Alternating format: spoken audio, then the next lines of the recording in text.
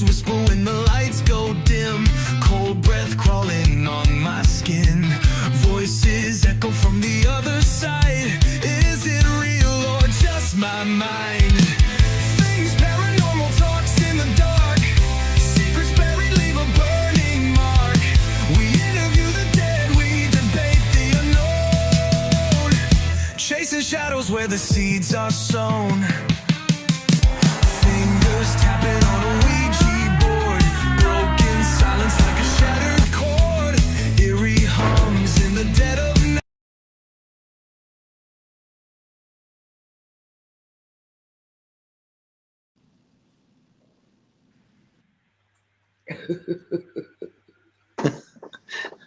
Thought I lost you for a second. Yeah, I thought everything shut down. I But love that introduction. thank you, thank you. All the credits go to Shane because he made it possible. Oh, wow. Very, very good. Are you stuck, Shane? I think he's stuck. So let us start. Welcome to another episode of Things Paranormal Talks. Tonight we have a special guest, an author, founder, and lead investigator of Archangel Paranormal Society. And I don't know the rest, but Tony Belsito. There you go. Thank you. It's great to be on with you. Thanks for dropping in. You bet. Absolutely. I'm sharing out. Is your sound back, Shane? I don't know. Can you hear me? Oh, Yeah. I can hear you. Mhm. Perfect. You're back. Okay, So, you, but I have yeah. no idea if I can see you because I don't see shit. Okay. My screen is gone. Oh, no. I can hear you, but I don't see anything. Oh, that's I don't. It's the internet connection. I don't know what it is. It's very annoying. um I can see myself move. ah that's a great start, Shane. I don't know if that's a great start. It scared myself, but we are back to our old selves. Everything is going to be messed up. You know what happened? Yep. I complimented your introduction and the production of it, and that's I probably jinxed you, Shane. yeah. Well, thank you so much for at least crediting me with that. But my internet sucks. Yeah, Everything thank you. works fine except my We internet. have this. We have the same problem here. Yeah, it's I don't know what it is. It's annoying. Anyhow, welcome. Well, thank you. Thank you for joining us. You bet. We always start with one thing, and that is the question: if you would like to introduce yourself and tell us what you do. Well, yeah, my name is Tony Belsito, and I became an author for the first time. Thus the book. But I spent, well, let's see, a number of years in sales, specifically 25 years in pharmaceutical sales, sales management. And then about 17 years, let's see, 14, 18 years in law enforcement. So as a special officer, not a commissioned officer, but a special officer, more recently with the Medina Police Department. And as I said before, I just recently wrote a book. It took me about 5 years to write it, on and off. And then the last year, I decided that I was going to really put the time and effort into it because I developed some medical issues. And I thought, geez, don't know how much more time I may have. So I wanted to get this book completed. So I finished that. In addition, I also lost a grandson 5 years ago to fentanyl poisoning. So I started to do something about it. I went on the road and I did presentations for the dangers of fentanyl, and had an excellent physician that had lost a dad and had family issues with alcoholism. So I ended up having her do a presentation for me. And that's what ended up getting me involved with the Cardinal Crew, where I am a board member now and the chairperson on the education side of it for the dangers of illicit drugs. That is a um shocking story to me Yeah. because you lost a grandson, which I'm sorry Thank you. to hear that. Yeah. But wow, Yeah. you do a lot. Yeah, I'm tired, Shane. I'm very tired. Um, Man, as I said before, we have 6 children, 50 grandkids, and one great granddaughter. The three of them live with us now. The two grandkids and the great granddaughter's mother live with us here in the house. So the Belsito house is always very active and very chaotic. well, keeps you alive. It does, yes, definitely. Yes. Absolutely. Absolutely. So, what got you into the paranormal?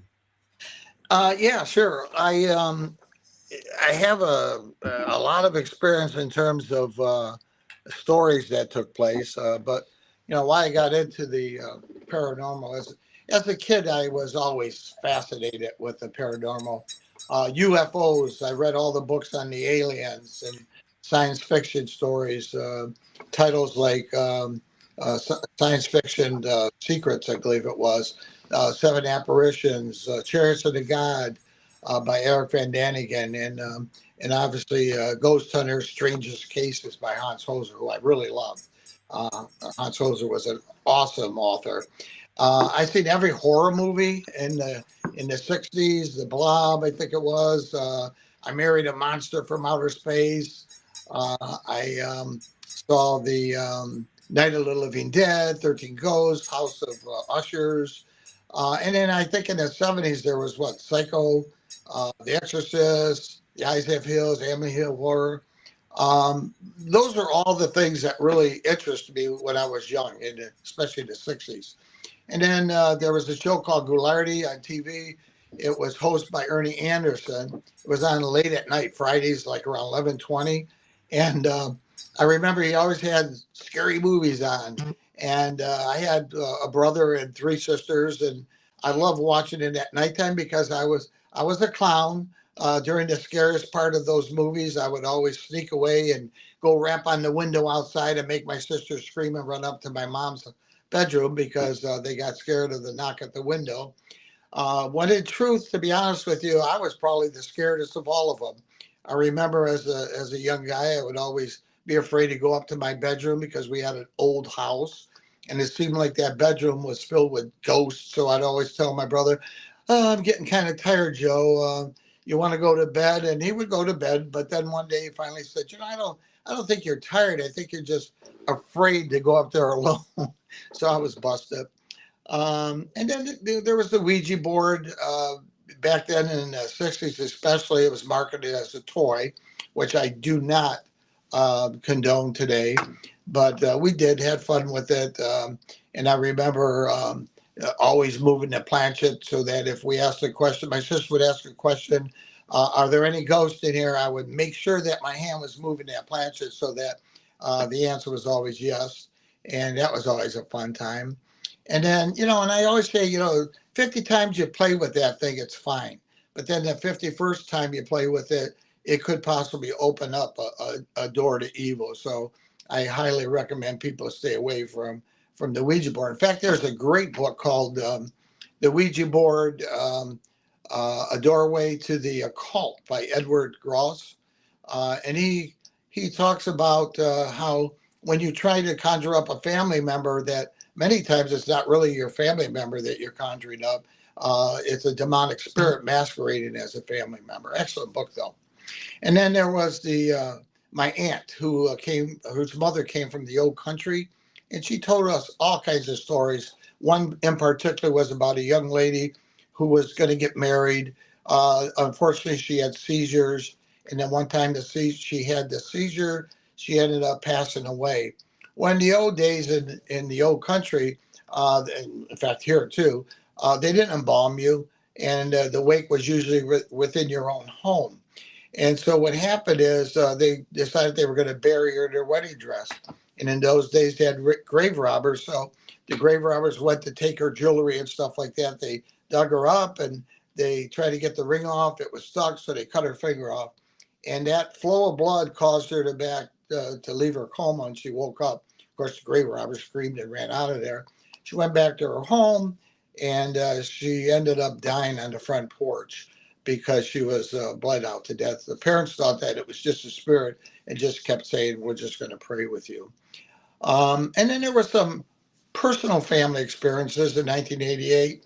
My sister had lived in a home that seemed to be very haunted. They lived they had an amusement park nearby, and we were all going to go to the park. And when we left, she made sure that her 5 children were in the car and ready to go. But when we got back, a neighbor came up to us and said, "Hey, I was really worried because after you guys left, I could hear one of your kids running up and down the stairs and crying." Well, none of the kids were left behind. And interesting enough, in the back of that home was a cemetery. And in that cemetery, my children always noticed that there were children running around back there. And in the cemetery, they seemed to be dressed in like early 1900 clothing, but they would never talk to anybody. And when my children asked the cousins about it, they said, "Yeah, we see those kids all the time, and you're right, they don't talk to us. They just continue to go." One day, my mom stopped over to that house, and she went to park the car in the driveway, and she heard one of the kids say, "Hi, Grandma." She got out of the car, went to the front porch to say hi, and there was nobody there. Another time, my niece Sharon was in the house there, and she was sitting on the couch, and she saw a young girl just get up and come from the kitchen, go up the stairs, and left and was upstairs. And she ran to tell her mom some girl went upstairs. They went up to look. There was no young girl upstairs. And then my brother felt when he sat on one of the couches there, he felt an arm wrapped around him like somebody had put their arm around him, and there was nobody there as well. And then one of the, I think one of the most interesting ones was when my niece Michelle was having a conference with some colleagues. She was sitting at a restaurant and she saw her brother walk in, but rather than say hello, he just kept going back and he went to the restroom. After about 15 minutes, she ended up having a colleague go and check in the restroom because he never came out.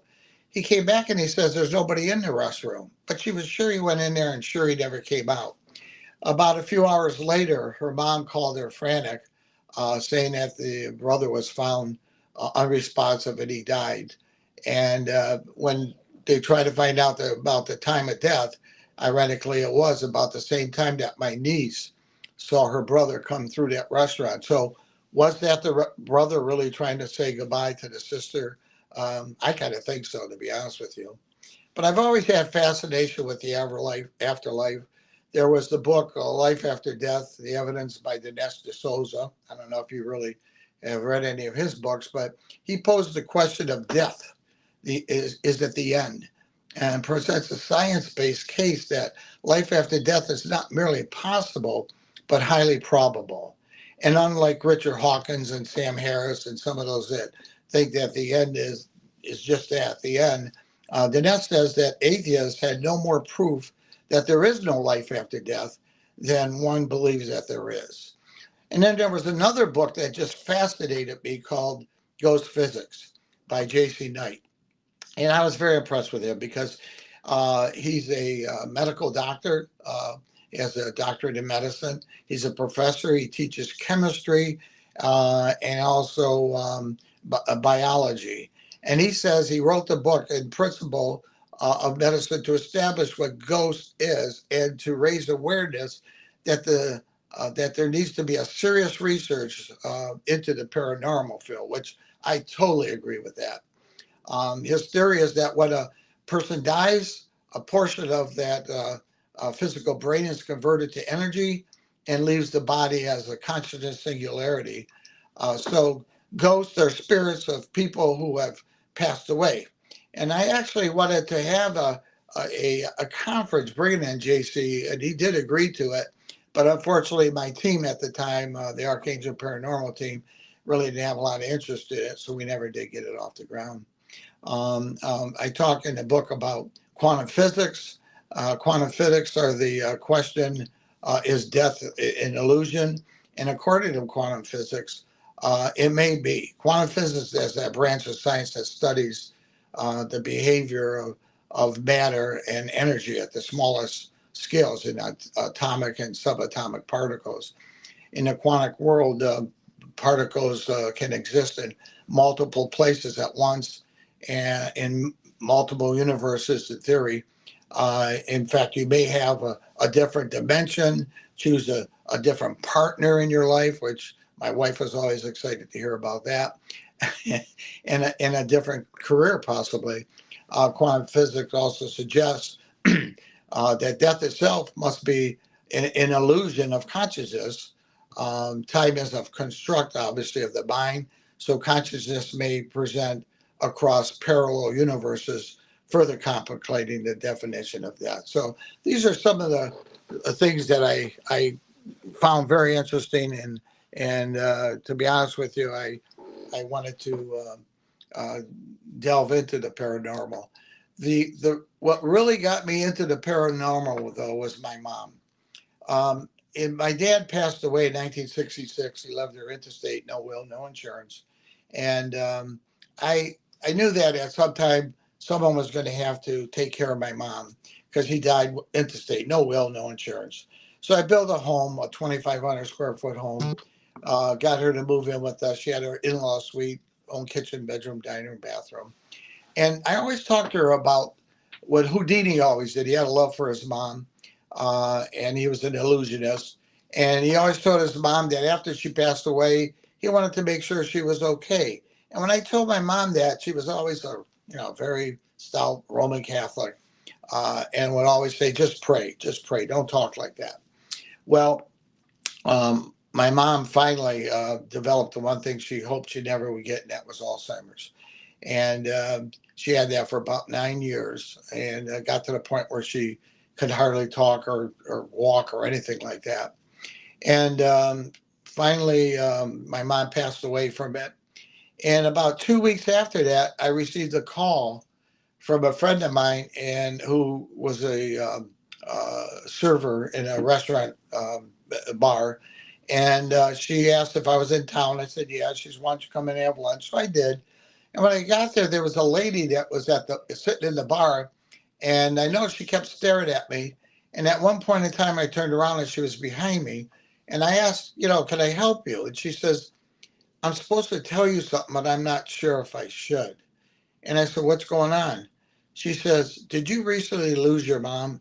Oh my God, my heart just fell to the floor. I said, yeah, why? What's going on? And she started crying. I says, what's going on? She says, your mom, I'm a medium and your mom's here and she has a message for you. I said, what does my mom want to tell me? She says, your mom said to tell you, stop worrying about her. She's never been more proud the way you took care of her all those years and how you tried to comfort her when she was near death. Now, nobody would have known that unless they were in the room. Because a lot of times, I've seen mediums. I know a lot of mediums.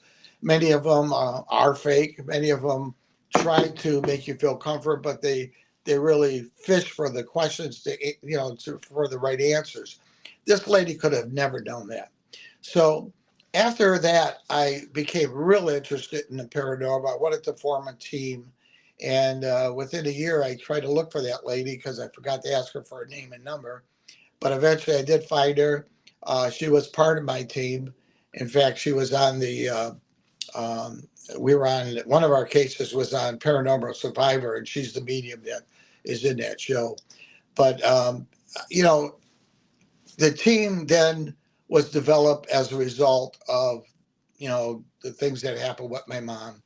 And I was able to have an awesome team. But we were different in the most paranormal teams. We didn't go to graveyards. We didn't do seances. Strictly residential homes and strictly helping people that were in fear of something that was happening that they just couldn't explain. Yeah, Long story, but a I long try to story, condense but that. very very impressive. I was actually getting goosebumps by the story of the medium and your mom. Yeah. As soon as you started telling that one, it was like there went the hairs. They went up, Yeah, all went up. exactly. Yeah. But yeah, that's amazing, and the fact that you and your team started doing the residential investigations because of the reason that people are scared of something they can't see or fight. Yes. That's one of the main reasons I started. So Oh, really? that's yeah, because I know what it is to be scared, and I know what it is that friends told me I'm scared because I can't see the thing that's in my house, and I know I'm not crazy. And Right. these were the main reasons that I'm like, yeah, I have to start doing something about this because I know I can. Exactly. Yeah. Yep. But that's something I hope to hear a lot more of paranormal researchers because it's not there a lot. I noticed in all the Yeah. time that we do this podcast. Yeah. Usually we Yes. ask, do you do residential or do you only do the buildings? And we only got the answer, we do the buildings, we don't do residential. And I'm like, why? Yeah, exactly. Well, we've done it. Some of the buildings that we did were like Waverly Hills, in Louisville, Kentucky. The reason we did that is that we were a for-profit. Actually, I didn't want to be nonprofit like many are, and the reason for that is because if you're nonprofit and truly set up that way, somebody could really come in and say, "I don't want you as the president or the CEO of that organization," and can kick you right out. So we were a profit. So in order to be able to pay for our trips and be able to have the gas money to go out of town to help somebody, we did some fundraisers and things like that. One of them was Waverly Hills, where we would invite guests to come with us and we would give them tours of the building and help them with the equipment, share some of our equipment with them, and be able to have somebody have an experience that they normally never would have had they not found a team like ours to be able to do that. Yeah. Yeah, cool. But yeah, definitely, I think the paranormal definitely needs um, to get I would say a little bit better in terms of research, so that it's not looked at as hocus pocus. It's looked more scientific, and that's why some of these books, like I mentioned, with J.C. Knight, Ghost Physics, and Dinesh D'Souza, Life After Death, the evidence. When you look at the science of it, especially with quantum physics, you definitely get into the realm of possibilities, and it does share a lot more scientific evidence than it does. And my next door neighbor saw a ghost, and he believes that the ghost is in his home there. So that's why I think we need more research done.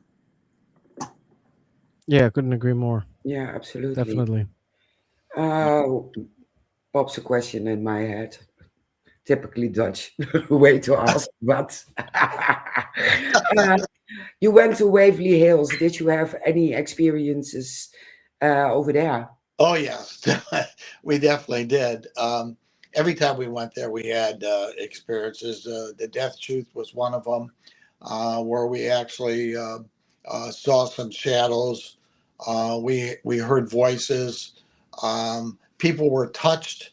A couple of our paranormal investigators, and I had some awesome paranormal investigators. At one time, I had 33 investigators, but more recently, some people like Shane, Diana, Chad, Tom, my son Mike, Zane. Um, these were awesome people that really helped to develop the group.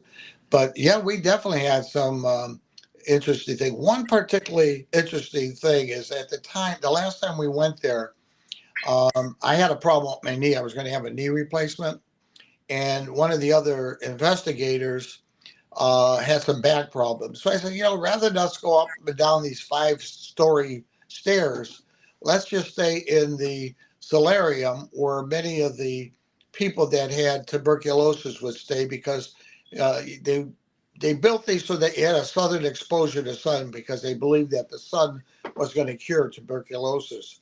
So we stayed in that particular room, and I said, why don't we just walk down the hall a little bit and do an EVP? So she agreed. We picked up when we started to walk down the hall. And I said, it had to be horrible to be a tuberculosis patient here and to be here for the rest of your life. Um, and all of a sudden, when we were done with that, I said, let's go back into the solarium and let's replay this, see if we've heard anything. And when we went back in there and started to replay the recorder, you could hear, and I still have that on my phone to this day. You could hear, I didn't make it. It was a female voice, sound like maybe in her 60s, and it was just. I mean, you talked about a chill before. Let me tell you the chill that I got. And I said, wow, that is amazing. I said, if you're still here, could you show us a sign? And all of a sudden, I don't know if you've ever been to Waverly Hill, but in that solarium, they have these huge wooden doors that are very heavy. And all of a sudden, the doors slowly start to open up. And I said, oh my God, if that was you, can you make that door shut? And all of a sudden, the door slowly started to shut. So that was pretty confirmation to me that there was somebody there. And the voice work that we caught on there was obviously uh, somebody that had been in that facility for tuberculosis and just didn't make it. Wow. Wow. Yeah. And what was great about that is some of the people that paid money to come with us was involved in that and got to be able to hear and see some of this, some of the experience that we had there. And but the place is filled with a lot of, sadly, a lot of people who have passed away there, and a lot of exposure to the paranormal there. If you haven't been there, it's a great place to go and visit at least one time. Yeah. It definitely is. Yeah. Have you been Absolutely. there? No. No, we've Uh, never been to America. So yeah. Oh, okay. Well, I've never been to the Netherlands, so I've been to Italy one time. That's as far as I got. A gift from my son, so that was an awesome visit. it's not that far off the Netherlands. No, No. it's not. No. No, it's a 2-day drive, so it's Yeah. not that far. Yeah. Of course, you guys have a lot of where we have old buildings and things like that. You have a lot of history with regard to what war and stuff like that. Is that what you? Yep. Yeah, that's what I First thought. first and second World War. Yep. Yeah, yeah. Yeah. Even with Napoleon and the siege of certain cities here. So the Romans were here, so Italian influence. We had a lot. Is that right? Yeah. Yeah. Still jealous of America though. Why is that? Not Because jealous, just curious. no, Okay. I'm jealous because the government over there is a lot easier with going into buildings, or at Yeah. least make people go into buildings like paranormal investigators, than here in the Netherlands. Yeah. Oh, is Here that in true? no, let me say here in Europe, they're a Mhm. bunch of dumbasses, Okay. and they destroy every building that is empty. Oh, you're kidding. Yeah, Yeah. they won't let you buy it. They just tear it down and build houses on them. Wow. Well, that was the problem with Waverly Hill. They wanted to knock that one down as well, and there was a outcry I by the heard. community. They wanted to save that, so they had GoFundMe and whatnot to have it restored back to its original conditions because it is a beautiful building. But I would say that in the United States, it's getting a little bit more difficult. I saw one of your other guests not long ago on there. I was talking about that, where sometimes it's difficult to get permission to go into these buildings. Now, there's the flip side of that. There are buildings where you could pay as a paranormal investigator to go in there. I personally didn't like that because a lot of those facilities, in my opinion, are just money making. That's what they're looking for. They're looking for to make some money. Yeah. There's and many times I believe that there was no paranormal activity in the place. It was just something that they were forming in order to have some income revenue coming in. But the facilities themselves are getting a little bit more difficult here in the United States as well, and part of that is insurance. They don't want anyone to get hurt in there, and you definitely have to sign a contract saying that if you did go in there and you got hurt, that you couldn't sue them. But many of the buildings are taken over by the pharmaceutical by the paranormal industry, and and they won't allow people like myself to go in there and investigate. They just want you know clients to come in there and to pay the $450 for the Yeah. 6 hours that you're going to be in there. Yeah, that's a lot. I've heard a lot about that as well. Yeah, Yeah. Yeah, yep, that's sad if you think about it. it Yeah, is. but here the castles ask also, I think for 3 or 4 hours, 600, Euro. 650. Yeah, So it's Wow. expensive as well. Yeah, yeah, and see that's where I'm jealous because I would love to be able to investigate in a castle. Uh, we just don't have the bear, obviously, but that would be an awesome bucket list to be able to do that. yeah, yeah. I did kind of a spook over with another paranormal team, the same as you Oh, did at wow. Waverly. Um, we did that in a castle around here in the Netherlands.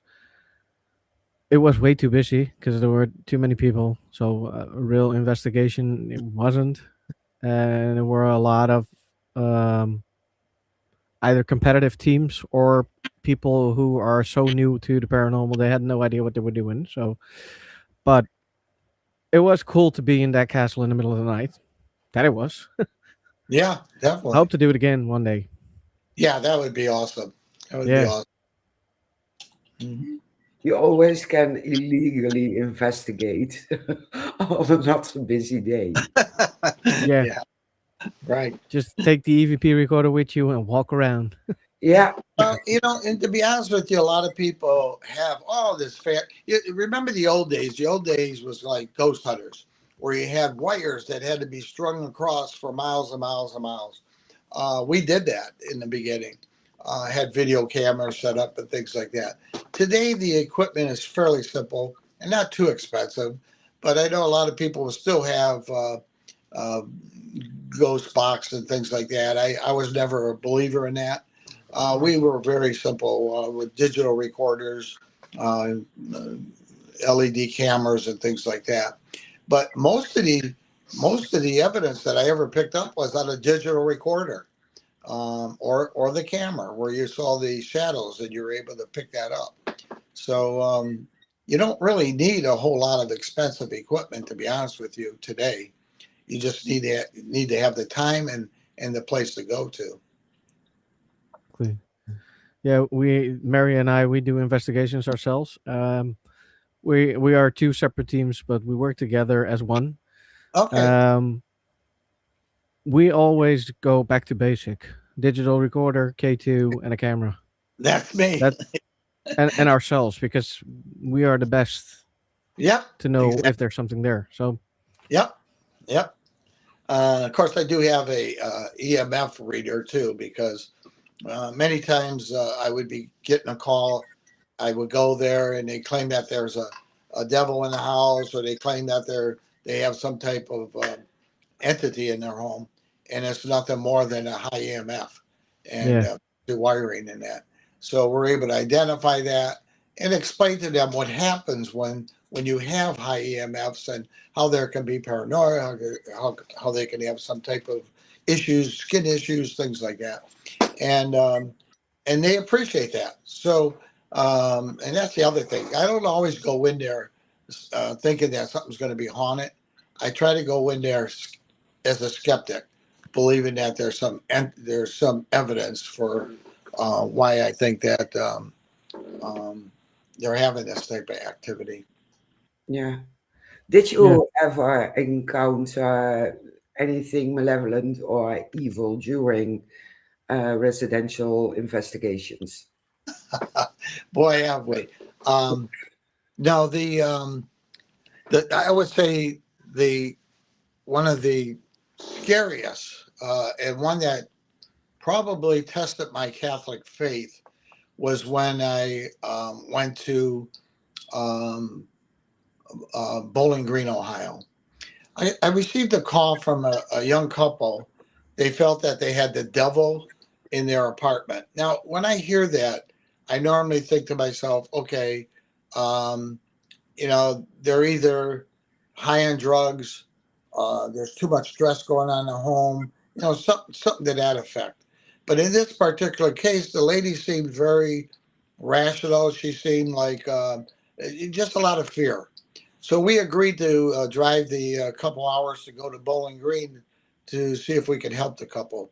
When we got there to the home, I was able to, well, as I was walking out of the car, I should say, I noticed that there was a face that was looking out of the window, and the face seemed to be distorted. It seemed to be, I don't know, just weird. But when we got to the building itself, obviously the building itself seemed like it's seen its better days. And when we went inside and met with the couple, immediately I saw the fear on their face. And I asked her, I said, so, what's going on? And she says, well, we have a lot of shadows in our apartment. We hear moans, we hear screaming. And I said, well, what makes you think it's demonic?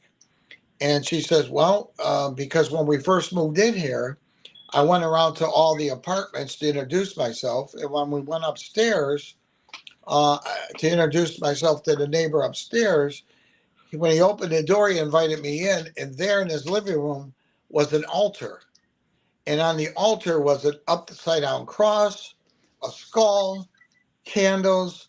And he said that he was a devil worshiper. So that really, you know, put my antennas up and that. And I said, well, we're going to definitely need to do some prayers because I'm a true believer that the antidote to darkness is light, and light to me is prayers. So anytime we went on investigations, I always told them, look, we'll come. If you want us to do an investigation, we can, but I'll teach you what you need to be um, healthy in your home to keep the evil away, and that's going to be through prayers. So we'll teach you the prayers of that. So in that case, we said we were going to do a rosary. So I said, what we'll do is we'll start out with the rosary, but please, whatever you do, if something happens, you see a shadow or you hear some kind of moan, don't run. We're going to keep praying. So as we started to pray, all of a sudden, you saw this huge shadow come across the wall and back into the bedroom. Already now my heart's starting to pound. And the lady was saying, "Oh my God, did you see that?" I said, "Yes, just keep praying." So we're praying, and then all of a sudden, the door of that apartment started to shake. The doorknob, the handle on the door, I thought was going to break off. It was rattling so hard. And at that time, I had a couple of my investigators. One of them went up to into the bedroom where the shadow went, and the other one went by the door and just put his hand on the door. I don't know if he did that because he was afraid the door was going to break down, or he thought he could keep some type evil spirit out of there. But I could not believe how shaken that door was. And like I said before, that sort of kind of really scared the heck out of me, and it was starting to test my Catholic faith, the prayer. But I said, keep praying. So we kept praying. And all of a sudden, the client, the young lady, shouted out, I see an upside down cross. And I looked, and there on the wall was an upside down cross. It was kind of crooked a little bit, but nonetheless, it was an upside down cross. So again, keep praying. So we kept praying. And after a while, when we're getting near the end of the prayers, the room did start to feel light. You could see that the client was starting to feel more relieved. She wasn't as fearful as she was as when we started, but I wasn't finished. I said I wanted to go upstairs and I wanted to get some holy water and holy oil, and I wanted to bless that hall up there. And they said, well, the guy's not up there. I said, I don't care if he's there. I'm just going to go upstairs by the door. Well, when we started to walk up the stairs, I could hear screaming coming from that apartment. I mean, a loud, shrill. And that door was starting to shake, and the handle was starting to shake. And as I'm walking up the stairs, my legs were getting lighter and lighter, almost like they didn't want to go up to the next step. And I'm thinking to myself, what the heck am I doing? But I knew I had to do it. So we kept continuing to go up the stairs. And one of my investigators, when she got to the top of the stairs, she said, let's get out of here. But I continued to say some prayers. I placed the holy water on the door, and that's when the door even shook even more. And I put some holy water and some um, holy water, holy oil on the door. And that's when I said, "Okay, let's go." And I'll tell you, my feet couldn't go down those stairs fast enough because it really did shake my whole being. Got down to the bottom. We left, and about a week later, the lady called me and told me that her apartment was better. She didn't see any more shadows. The air felt light there, nothing heavy. But they did find a different apartment, and that within a couple of weeks they were moving out. And I'll have to tell you, Shane, and I'll have to tell you, Mary, I didn't blame them. I'd be out of that apartment as quick as could be as well. Yeah, I can understand. Yeah, Yeah, That is scary as hell. yeah, absolutely. definitely tested my faith. Let's put it that way. Yeah, You know, I can understand that. because I'll be Luckily, honest with you, I don't mind when it's a spirit of some type. But when it comes to demonic possession, things like that, I don't like to be involved with it. I have, and I have said some exorcism prayers, Catholic prayers. But to be honest with you, when I get those calls, I would rather refer it to someone like James that we were talking about earlier. I don't know if he's still in, but I he know. will watch back and he will watch back and see it. Trust me. Right, right. we have to tag him. James, you have to listen. Yeah. Did But you ever get something to follow you home? I never really had anything follow me home.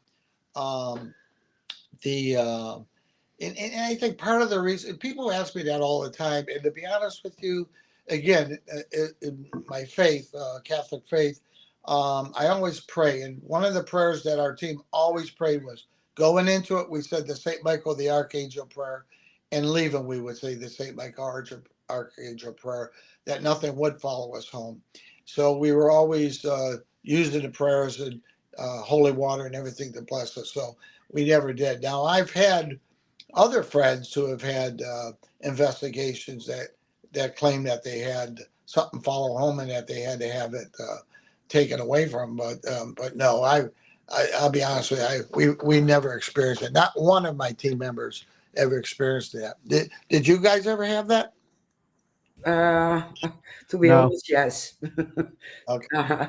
I got this little girl who followed me home, and we went to a location, and I was near my car, and I felt a hand in my hand, and Ooh. I said over there, "You can't come with me. You have to stay here. We will be coming back, but you can't follow us." Well, Mm, at the end, she did follow, and two friends of mine helped me to cross her over, but it took okay. us 2 weeks. Okay. Yeah. Okay. I, s- I said no, but yeah, I did exactly the same as Mary. Only this girl did come with me, and she is still in my house. Is that right? Wow. Yeah, but she's a sweet little girl, so it doesn't bother me Well, at all. there was a case in Parma, Ohio, and it was one of the probably most haunted cases that we had. In fact, that's one of them that James himself came to help us with, and another psychic medium by the name of Sonia Hossman, who really was very instrumental in helping us. But I received a call from a well-respected fourth generation psychic medium who said that he had a case for us and required someone with a lot of investigation experience. See, this couple with the two children rented this home from the lady's uncle, His parents owned the home prior. What was strange about this case, though, was that it was deadbolted from the outside, as though someone wanted to keep someone inside the house. The medium said that the uncle, the medium being Greg, who referred it to us, uh, uncle and their relatives refused to answer any questions about the home and why the deadbolt. And so I contacted Tammy, the client, and she was full of fear. There was unexplained noises coming from. She claimed a lot of shadows, footsteps were seen and heard in all the rooms. In fact, Greg, the medium, revealed that Tammy's daughter had a spirit in the bedroom upstairs. Her name was Eddie, and was talking to it, and she refused to let this Eddie go. She just kept talking to it. He said, and there was way too many spirits in the home. So we agreed to meet with Tammy and her husband, and she explained um, how statues were constantly being knocked down, and in one bedroom was a closet upstairs with an attic door, and on the wall there was a dresser that was pressed up against it. And she said there were voices coming from the back in the closet. So they left the dresser against it, I guess, for safety reason. She said next to the dresser was a medicine cabinet. And inside the medicine cabinet, in this little closet, was 200 rosaries. And no one knew why. She described the walking one night, uh, that there was, she woke up shaking in her bed, and her husband said he had been touched. Later, the children told us that they were having the same nightmare every night. That almost nightly, that there was a claim in a dream a young girl was being held in the basement against her will, and in the dream she is murdered trying to escape. So we set up equipment, and we did catch a young girl's voice saying, "Come near me." A voice was also captured in the basement, and an orb was seen upstairs. And I was able to capture the same sounding girl's voice saying, and this was near the bathroom upstairs, "Help me." So we performed a house blessing, and a number of psychics were brought in to help. There was blessings of the house, but it always came back. Eventually I called in Psychic Sonia, who was experienced with these hauntings, and she sensed numerous spirits and was able to banish many of them. But one on one occasion, we heard the door open and slam, and dogs went barking at the door, but nobody was there. On one of the calls we received, Tammy said that her daughter went into her bedroom and she saw her pet rabbit levitating. And later that day, the refrigerator door kept opening and closing on its own. On other occasions, her son seen a young girl walking into his bedroom. When he went in there, there was nobody there.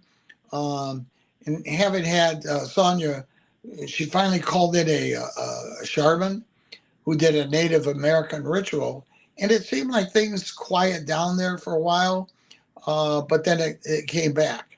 And one of the interesting things about this case was this: there was finally that one little girl that seemed to be there, who we kept capturing on the digital recorder. And Sonia finally had enough and came in there and told the little girl that she did not want her to be there anymore. And kind of like what you were talking about, Mary, Sonia took that little girl and said, "You're coming home with me." And she lives on a farm with horses and everything. And she told the little girl she was going to be living with her on that farm. She supposedly put her into the barn over there. But yeah, I mean, talk about bringing a spirit home with you. No, I never did.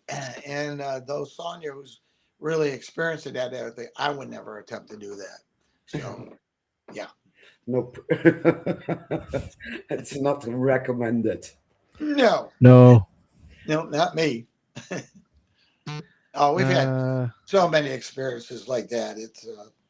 As I said before, I know you can find a lot of things in old abandoned buildings, but the thing I like most about residential homes is it's kind of like my whole life for helping people with drugs. the police department helping people that are in trouble. The paranormal, you could help so many people. And when you're able to go in there and investigate and show them that there's natural explanations for it, the relief that's on their face is well worth all the time and effort that you put into it. Yeah, True. absolutely. We have some comments from James. Hey, James. He said, "Oh yeah, that was about the case. If it comes to demonic cases and everything, you wanted to Yeah. give it to him." He says, "Oh yeah." um, he also says Tony is a great investigator, and I'd recommend him over anyone. I appreciate that. I appreciate that. Thank you. And he has a story with you supposedly got a undulating orb on camera in a Parma home, and in that same home he got a cabinet open on camera also. Yes. Yes. Yeah. Like I And said, he was pretty instrumental in coming in there, and he right away saw that there were numerous spirits in that home. yeah, he says about bringing a ghost home. I always blessed and cleansed all the team members and their cars to prevent any hitchhikers. He's the one I learned that from. He's the one I learned that from.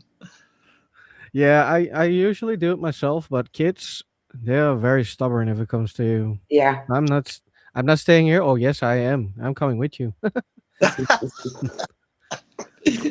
Not in my car, they're not. Well, usually they don't come with me, and we try to cross her over, but she really doesn't want to get crossed over, and she's like, I'm fine here, and I'll behave." There are some that She are like she that. Yeah. yeah, she even plays with my kids, so it's all Yeah. fine. It's all fun and Unfortunately, games right now. So I never met those really nice spirits like that, though. this is a once in a lifetime. It will never happen again. Probably. No. Joanne shared out. Thank you, Thank you, Joanne. like always. Oh, Has I there ever been a case where you were like, "Oh hell no, not in a million years, I'm coming to this one"? Yeah, but not necessarily because of the paranormal. There was one time in Mansfield, Ohio, that we had a call that they felt that they had a devil in the home. So we went out to hour and a half drive to Mansfield, Ohio to see if we could help. And when we got there, all we found was an apartment full of garbage, full of rat droppings, full of it was just disgusting. Now, I'm going to tell you something. Yes, that case in Bowling Green, Ohio did scare me a little bit. It did test my faith, but I got through it. I'm not afraid of ghosts, but one of the things that scared the heck out of me is people and the way they keep their homes. And if there's any type of rat droppings, spiders, things like that, I'm out of there. So we refused to take the case and told them because of the conditions, we just were not going to do it. So nothing paranormal, but just a disgusting. And to be honest with you, when we were there, we found evidence of drugs in the house. So as I said before, many times when people call you and say they have a devil in their home, it's usually a matter of they're involved with some type of drugs. And I'm not saying that lightly because I'm involved with people that have addictions and that. But we'll get them the help that they need for that. But I'm not going to go into a house that's filled with rat droppings and things like that. That's going to hurt any one of my investigators. Yeah, I can understand that. Yeah, I wouldn't go there myself as well. Yeah, I mean, I never had a case where we said nope, we're not taking it. It's um, there were cases where they were so far out of town that we were not able to do it. I had one in Buchanan, West Virginia, and sadly enough, this case is still going on after when was it?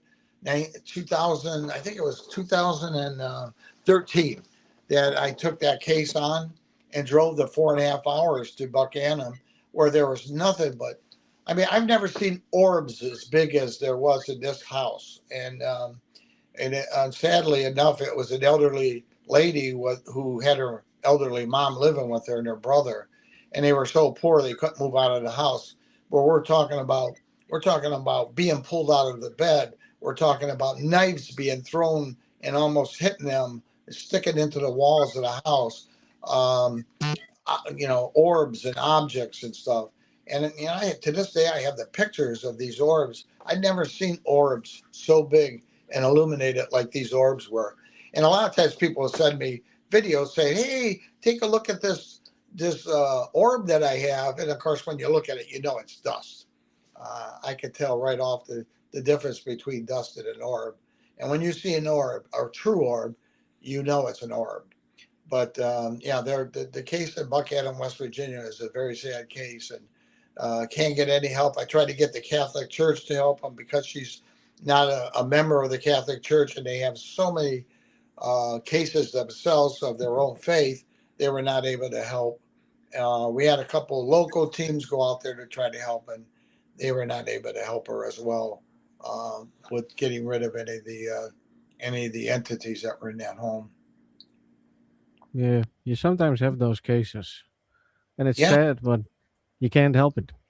yeah. I mean, sometimes, and I truly believe this. Sometimes you just have to walk away. Um, Yeah, you can't help every case, and sometimes you have to just let them know that you've done everything you could possibly do for them, yep, and just have to walk away from the case. Yeah. yeah, agree. Sad but true. Yeah. James makes a stunning remark. Um, Usually, a family member will do something to invite something in their home, even if it unbeknownst to them. Then you come and evict the bad stuff, but the family member is often doing it again. He's absolutely right. In fact, Yep, that Parma hospital that he was helpful in, um, the young lady who was talking to Eddie, the ghost or the spirit that was in there in that home. She kept telling me that she didn't play Ouija boards or did do any of those games, Bloody Mary, things like that. And here we find out that she was involved with games that try to conjure up the spirits. And so she wasn't truthful to us. In fact, when I was doing a rosary, a house blessing, in that, she was lying on that couch, and rather than participate in the prayers, she's laying on the couch looking up with almost these demonic looking eyes. And so, yeah, the family members don't realize that sometimes when you do these things, you're opening up that door for evil that could come in. And that's why, again, Archangel Paranormal Society was always there to try to help them understand. Another thing is, I had a case where the husband was very, very mean and aggressive to the wife and used to beat her. And though he obviously wasn't admitting to that, but the wife had bruises and stuff like that. And the reason why they called us was because they felt that there was something in their home very evil like. Well, the evil was him. And I try to explain to the family that she had several choices. Number one, she could continue on with being beat up and allowing her husband to treat her the way he was treating her, or she could leave and probably have a much better life.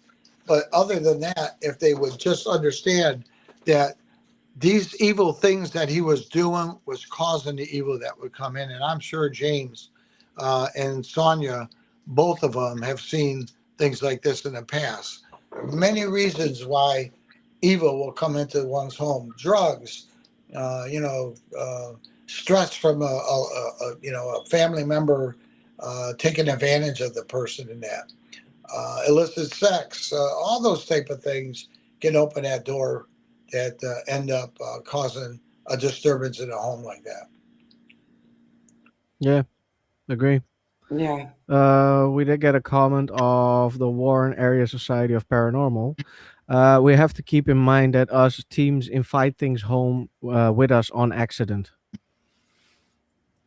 Read that again. Sometimes. We have to keep in mind that us teams invite things home by accident. Oh yeah, well, I definitely agree with that. Hmm. Yeah, I couldn't agree more. yep, I agree. Yeah. Yeah, Excellent point. those things happen. Those things happen. Oh yeah, Yeah. If it doesn't happen to you, well, where's the fun in that? Keeps you sharp. exactly. Yeah, Well, nice case to study. right. Yep. In a safe It's gonna be environment. home investigations. Home investigations. Yeah, exactly. Yep. Uh, now, what made you decide to write a book? Well, to be honest with you, I guess the experiences that I had in my life with everything that was going on was one of the biggest reasons why I decided I was going to write the book. But um, I think there was more than just that. There was um, my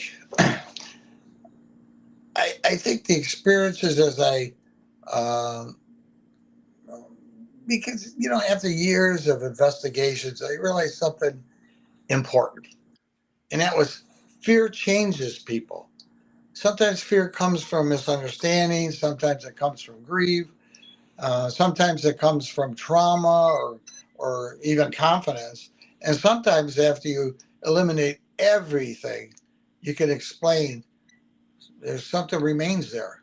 One thing that I want to make clear from the very beginning, I'm not someone who walks into a house hoping it's haunted, because if it's not, that means that a frightened person gets peace of mind. I wrote between fear and fact because I became frustrated by two extremes. One said that they believe absolutely everything is paranormal, and the other said they dismiss every experience immediately. That was taking place. But real life usually exists somewhere in that middle. Over nearly 2 decades, I investigated ordinary homes occupied by ordinary people. I mean, I'm talking about teachers, retired couples, police officers, nurses, family with children. These are not attention seeking people that were trying to get internet famous. Most of them were embarrassed even to make the call. Honestly, paranormal television, in my opinion, has done a terrible job in terms of representing real investigations. Because on TV, every dust particle is a ghost. Every um, every noise is a demon, and apparently every investigator owns 17 flashlights and at least one leather trench coat. I don't own a trench coat, and I don't even look good in a trench coat. Real investigations are much more boring at first. You're looking at wiring, plumbing. You're looking at medical issues, environmental factors, and stress that I mentioned before that takes place in the household. So because skepticism is the first rule of serious investigation, I say something during the investigation that surprises people. I say, I hope we find a normal explanation for what's going on. In many cases, we did find, normal explanations, but not all. I mean, some cases were produced witness statements, environmental readings. I mean, I've had voices that we picked up on digital recorders, and events that simply refuse to fit neatly into conventional explanations. So that doesn't actually automatically prove ghosts, but it does mean that the experience deserves honest explanation, in my opinion, instead of ridicule, which sometimes people will do that. Police department always made fun of me because, oh, so you believe in ghosts? But one of the biggest misconceptions about the field is that investigations are trying to prove belief. I'm not interested in belief. Belief alone proves nothing. Evidence deserves it all. So History's full of discoveries that people once mocked or dismissed or feared simply because they didn't understand them. Yet now I'm saying every bump in the night is not supernatural. Sometimes your house does settle. Sometimes it is the plumbing. Sometimes your cat decides to sprint through the hallway at 3 o'clock in the morning, just as the gates of hell just opened up. But that's cats. I mean, that's not paranormal. But once in a while, you encounter experiences that force you to admit something uncomfortable. We may not fully understand everything, yet what appeared to me mostly over the years wasn't fear, it was people. Watching those families lose sleep, marriages becoming strained, children terrified to sleep alone, and people becoming afraid in the very place where they should or supposedly should feel safe in their own home. Yeah. So at Absolutely. the end of the day, fear, between fear and fact, it's not a book demanding that readers believe in ghosts. It's a book asking readers to critically examine evidence carefully to understand the Yeah. difference between fear, assumptions, and investigation. Because somewhere between blind belief and automatic dismissal, there's truth, and Yeah. sometimes that truth is stronger than we expect. Yeah, exactly. I couldn't agree more. Warren Association's paranormal. It says there's not a demon behind every doorknob. Lol. Yeah, He's right. exactly. He's Exactly. right. Yeah. Exactly. I needed him on my team. I You think never know. it started with sorry, Ghost Adventures, Zach Bagans. Yep. Uh, Hmm. Hmm. he's seen demons not often, Across but the board. in every episode, and he get touched and Yep. whatever. Yep. Millions of of cameras and nothing captured. So I think people need to know the difference between paratainment and real paranormal. Exactly. Yep. Exactly. There was a question of the Warren Area Association of Paranormal. Do you think it's a smart idea to investigate your own home, or have it another team to come in and with an objective view? I, if you're asking my opinion of that, I think that it would be a good idea to have uh, a party to come in and investigate your own home. I know people that do investigate their own homes, but impartial party coming in, I think, would be good. But I would say this: if you're going to do that, make sure it's a team that you could really trust and feel confident in, because like I said, many teams, a lot of times people just become paranormal investigators for the thrill of it. They just want to go out to cemeteries and conjure up the dead and stuff like that. I'm not that way. So if you're going to have somebody do that, make sure it's a professional team, scientific team, one that is very skeptical in anything. But if you're asking for somebody to do that because nothing's going on in your house, and you just want to trip them and see what they say, that's entirely different. I wouldn't recommend that either. No, you can conjure without knowing. Yeah. Exactly. Yeah.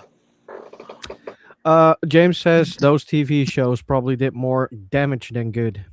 I I I, I agree. agree. I Yeah. agree. Yep. I mean, and that's why people laugh at us when they hear that you're a paranormal investigator, and that's why I think the J.C. Knights and the Dinesh D'Souza with those books that they wrote, trying to make this feel more scientific and help people to understand that there is a quantum physics reason now why why things are happening that the way that they're happening. And to me, quantum physics is going to be the next thing that's going to help people to believe in what we do and feel that it's a little bit more scientific rather than just mumble jumble. Yeah. Yeah. Yeah. James made the same comment as you did. Yeah. There's nothing wrong with your home. If there's nothing broken, just don't fix it. Exactly. Why would you have Yeah. somebody? Yeah, some are so curious after seeing uh, ghost adventures, that kind of stuff, that they are buying ghost boxes, spirit boxes, um, okay, to meter and start to investigate their own home, Uh-huh. and are surprised that their homes get haunted. Hmm. Yeah. Yeah, exactly. I think it's always funny when you get those cases. Yeah, Definitely. And they start that you're like, how do you think it happened? How did it start? Well, I bought this, and then I'm like, oh god, there we go again. I know. Don't you hate that? It's like, what's Yep, wrong with you? yep. I am always like, because I always ask for gas money because I cannot go anywhere without my gas. But Oh, in those cases, I actually want to triple my gas money. I don't know why. It's a thing I want to do. Like seriously, yeah, exactly. you call them and I have to fix it. That's very annoying. yeah. That's the truth. Yep, that's the truth. And I like that. Noreen, people expectations are unrealistic after watching the shows because they think you get activity rapid fire, and it doesn't work like that. Exactly. And Mm, we don't jump around and screaming around like Mr. Bagans. We are serious Yep. yeah, definitely. sometimes. I Yeah, agree. Yep.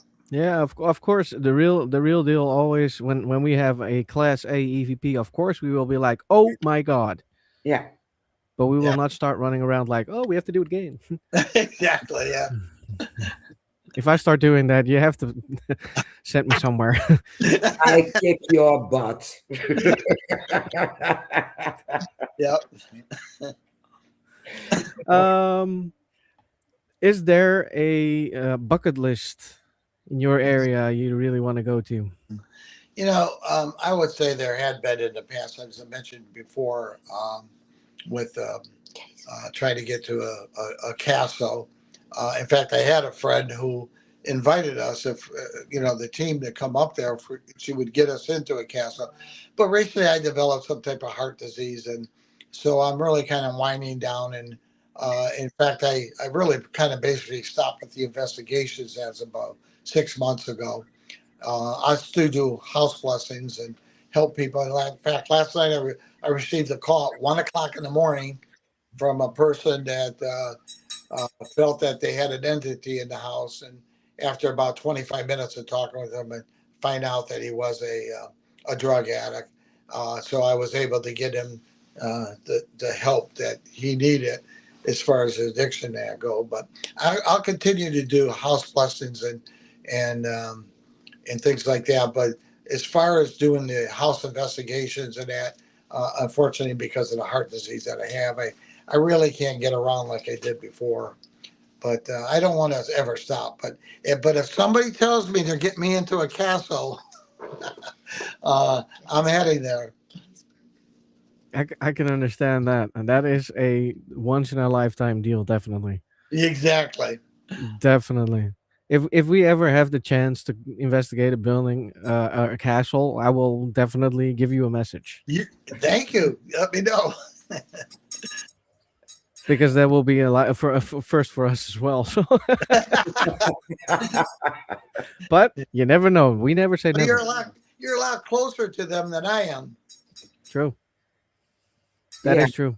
yeah, I absolutely. will still message you. Yeah. Well, maybe I could contact that lady from Ireland and see if she can get us all in there. Yeah, I think you mean Jenny. Yeah. Yeah, Lab Castle. Yeah. There you go. Yeah, it's a small world in this world. Oh, isn't it? Wow. It is. yeah. Yeah, she invited us a couple of times already, but Ireland, yeah, we still haven't done it. We should really do No. that. I, I have And, it on my bucket list for Oh yeah, September. yeah. well, sadly, my son, he does conferences and owns his own company, and he would go to Ireland often. And I kept telling him I like to be his assistant. And I said, once I get to Ireland, then you're on your own, and I'm going to a castle. But that would be so awesome, wouldn't it be? Yeah, it would definitely, yeah. Yeah, I'll work on that Yeah. for. I'll have to I, take. I'll have to take a lot of Xanax though because I hate flying. oh, I love flying. Sure. I don't mind flying, but if I'm 6 hours over the ocean, Yeah. then we have a problem. Oh, that when Yeah, my son took me to Italy, I mean that was what 7 hours flight or yeah, something like that, yeah. and I don't get up once I'm in my seat, so that 7 hours was really straining to sit in there as long as I did. But Yeah. you got to go to the bathroom a couple times. I just wanted to say, how did you do that? I didn't do it well. Let me tell you. Well, I have to be honest. I don't get out of my seat as well. I just Uh, don't. I just don't feel like standing up. I'm a big guy. I have to. No, it's gonna get messy. Trust me. yeah. If I trip and fall, that plane's gonna go down. Oh. At least a couple of meters is gonna be like. So Oh, I'll just say seated. Yeah. there you go. I'll wait until we're done. There, Okay. I'll start peeing then. All right. If we make it to Ireland, I'm on a different plane than you. Okay. Yeah, probably. No, I promise I'll stay seated. So it's fine. Okay. You'll be Okay, fine. I remember in 3 weeks. Yeah. Yeah, if you're going to the toilet, sit, sit. That's not that long of a flight, so that's gonna be fine. Well, Okay. the problem was my son got us a seat way in the front, right by the restroom. But when I got up and said I'm going to have to go to the restroom, I got up and the waitress or the flight attendants goes, "Sir, this restroom is broke. You're going to have to use the one in the rear of the plane." Now we're on a huge plane, right? And you think I'm going to walk all the way to back to the back of that plane Mm-mm. to use that restroom? My son did help me. He assisted me to the back of the plane, but it was like a drunken sailor trying to walk back to trying to get to the restroom. It was not Yeah. pretty at all. And I will not want to be the person that had to clean that restroom when I was done. No.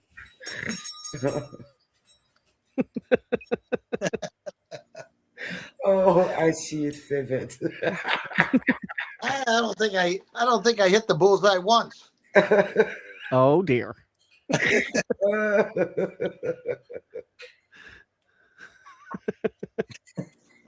Oh my God, those poor people who went after you. Well, it's not always paranormal. You know that, man. This was perfectly normal. Of course. Especially when you can't walk down a plane when it's 35,000 feet in the air and traveling 500 miles an hour. Yeah, Exactly. Not normal. it is. This is gonna have the rest of the evening. That's called para restroom. Out of the ordinary. You could use that phrase anytime. I am so going to use that on the plane in 3 weeks. There you go. Yep.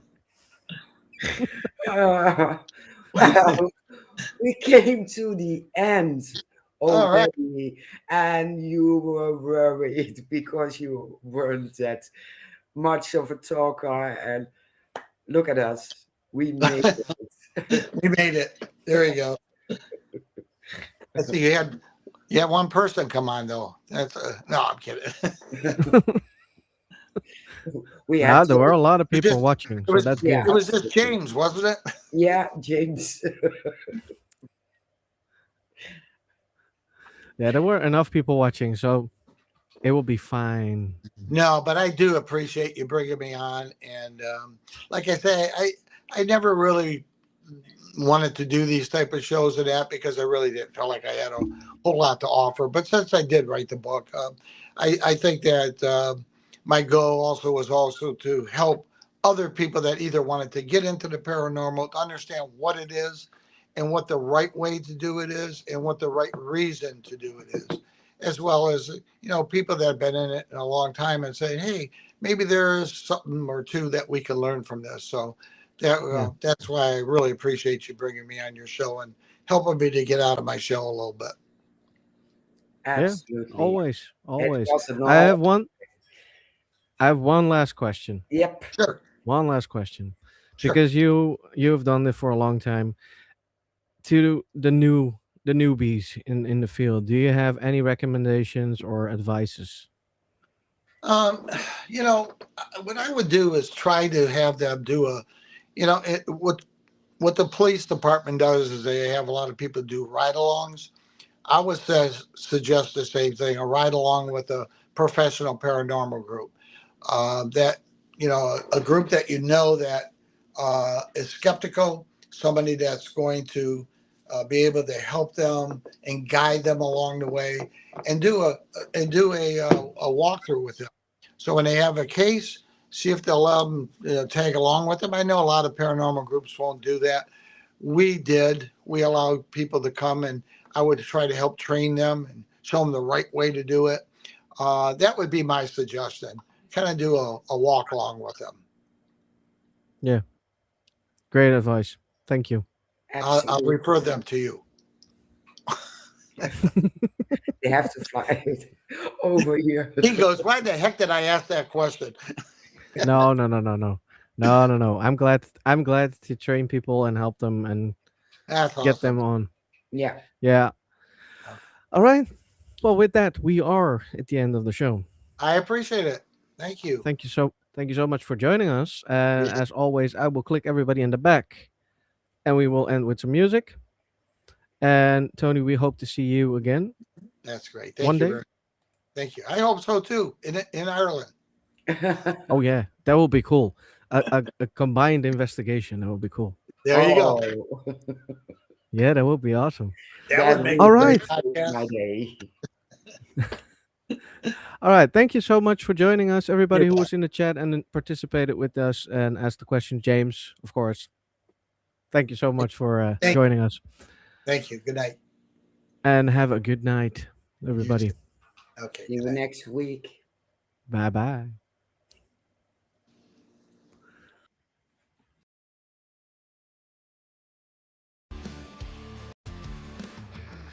Stack, think the unseen crowd. Fingers tapping on the veil too loud.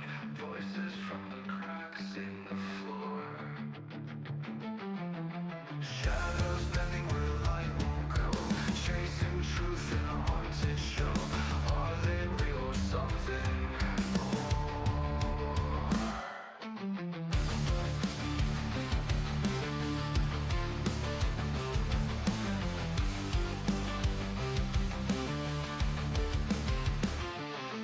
Psychic dreams or skeptics grin. Ghosts of questions circling within. Answers vanish before they land. Investigators with their tools in hand, talking to the dark like it understands. Spirits rising from the sand.